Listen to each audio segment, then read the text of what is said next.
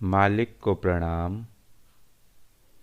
सभी भाइयों और बहनों को प्रणाम। रामचंद्र जी की संपूर्ण कृतियाँ भाग 1 पढ़ते हुए सहज मार्ग के 10 उसूलों की सरह 10 नियमों की व्याख्या में आज हम उसूल नंबर 3 पर चर्चा करते हैं। हर एक भाई को चाहिए कि अपना मकसद कायम कर ले और वह यह कि ईश्वर तक पहुंचकर उसमें लय अवस्था हासिल कर ले, मुस्तकिल कायम कर ले। और ये जब यह बात हासिल न हो जावे, चैन न आवे। हर शख्स का फर्ज है कि जिस चीज़ को हासिल करना है उसका ख्याल पहले से ही जरूर बांध ले, ताकि उसका ख्याल और कुव्वते इरादी इच्छा शक्ति उस तक पहुंचने का रास्ता बना लेवे। देखा गया है कि जिन शख्सों ने ईश्वरीय विषय में अपनी उसकी आखिरी हालत को मकसद नहीं बनाया है, वह जरूर उस आखिरी दौलत से महरूम रह गए हैं, इसलिए कि वह दौलत मिलने से पहले जो चीज़ की उनको अस्त्रायह मार्ग में हासिल हुई उसको असल समझ बैठे और वहीं पर रुक गए और उसी को सब कुछ समझ लिया। कहिए, मकसद कायम न करने से कितना नुक्स बकाए हुआ। दुनियादारी के मामलात में गौर फरमाइए कि जब तक कोई इंसान अपना मकसद नहीं रख लेता, उसकी कोशिश इस तरीके की नहीं होती और न ही इतनी जाफिशानी घोर परिश्रम से काम होता है जिससे उसको मकसद बराबरी ध्येय की पूर्ति में मदद मिले। कहा गया है कि कश्ती में जब तक पतवार न हो उस वक्त तक उसको वहाँ नहीं ले जा सकते जहाँ की जाना है।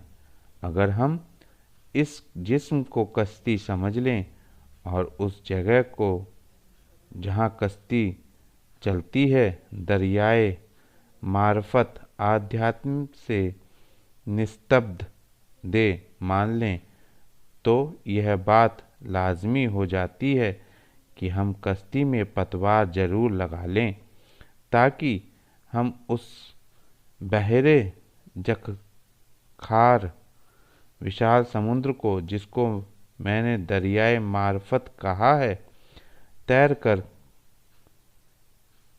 कर सकें।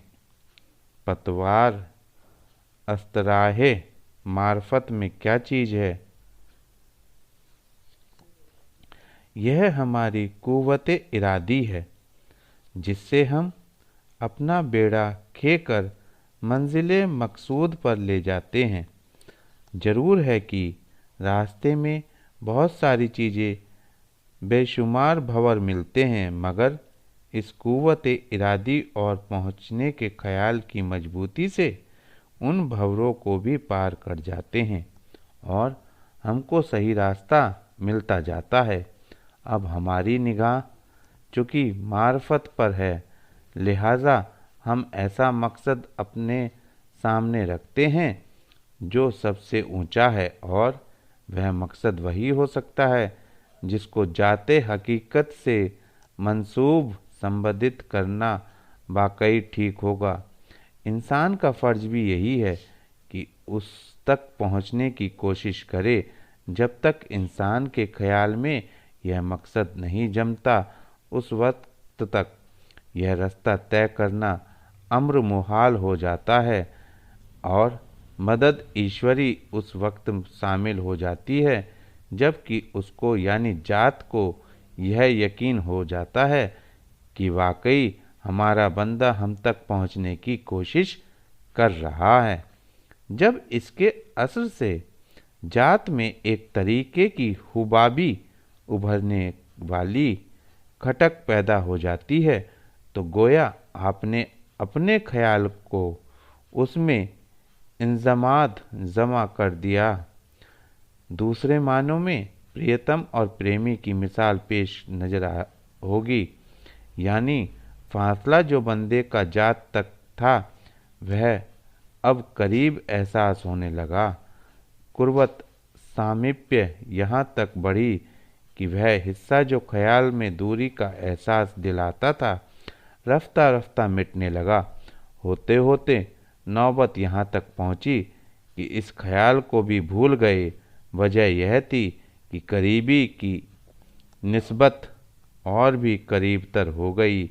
यह कुर्बत यहाँ तक बढ़ी कि हम उसके बिल्कुल करीबतर होकर उसमें शामिल होने का एहसास करने लगे। रफ्ता रफ्ता अब हमारे ख्याल से यह बात भी कतई काफुर हो गई कि हम वाकई उसके करीबतर हैं। बात यह थी कि हमने इस कदर उसकी नज़दीकी हासिल कर ली कि हमारा वहमो गुमा यानी जो ख्याल अलहदगी का था और उस ख्याल से अलहदा था, अब उससे ऐसा सिमट गया कि उसकी हालत एक तरीके से मख्फी हरकत की सी हो गई जो प्रलय के वक्त थी। अब यह खामोश हरकत जो हमने उसमें पैदा कर ली और उस तरीके से उसमें सिमटने लगे, उससे हमारा फैलाव उसमें होने लगा। इस तरीके से हमारी लय अवस्था उसमें होकर इस कदर देर तक ठहरने वाली और मुस्तकिल हो गई कि अब हमारा क़याम उसमें मुस्तकिल तौर पर हो गया और हम उस बहरे जखखार में जिसका और छोर नहीं है शैनावरी तैरने करने लगे। अब हमको असल जिंदगी मिलने लगी। वह क्या थी? वह असरात समंदर थे जिसमें हम अब तैर रहे हैं। देखिए, जब आपने मुस्तकिल सूरत अपने ख्याल की जात में लय होने की बांधी थी और इरादा मुस्तकिल बना लिया था, तो उसने मदद देकर आखिर मकसद पर पहुंचा दिया। नतीजा हुआ कि आपने अज खुद वहां पहुंचकर अपना क़याम पूरी तौर में उसमें जमा लिया। भाई, यह बात किस कदर मुश्किल थी जो महज आपके इरादे और सही मकसद कायम करने की वजह से हासिल हुई, और कितनी आसानी से आप वहां पहुंच गए जहां जाने का मंशा था। यह रास्ता कैसे पार हुआ? पहले यह ख्याल था कि हम उस तक पहुँचें और फिर आप कोशिश और सही बलीग अथक प्रयत्न उस तक पहुँचने की करने लगें। चूँकि बेहतरीन मकसद आपके सामने था और उस पर आपको पहुँचना था, इसलिए आप में उस वक्त तक पहुँचने की दिलचस्पी भी पैदा हो चुकी थी। और जब किसी काम में दिलचस्पी पैदा होती है तो उसके करने के लिए बार बार तबीयत चाहती है, और यह आदत ऐसी बन जाती है कि बगैर उसके किए हुए तबीयत को करार व चैन भी नहीं मिलता। इसका अभ्यास करते करते अज खुद तबीयत उस तरफ और तेज होने लगती है।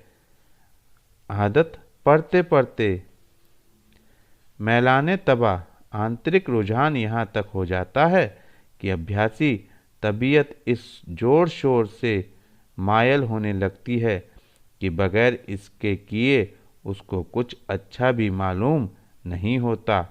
जो हालत बढ़ जाने पर बेचैनी के नाम से मंसूब की जाती है, इसमें तड़प भी शामिल है। लिहाजा यह बात लाजमी आई कि उस तक पहुँचने के लिए हमको बेकरार होना जरूर रहना चाहिए। जिस तरह से जब आगाज़ आलम का वक्त आया तो यह मख्फी हरकत अपने लिए रास्ता बनाने के लिए बेकरार थी, उसकी बेकरारी ने उसके लिए रास्ता बना दिया। हमारी बेकरारी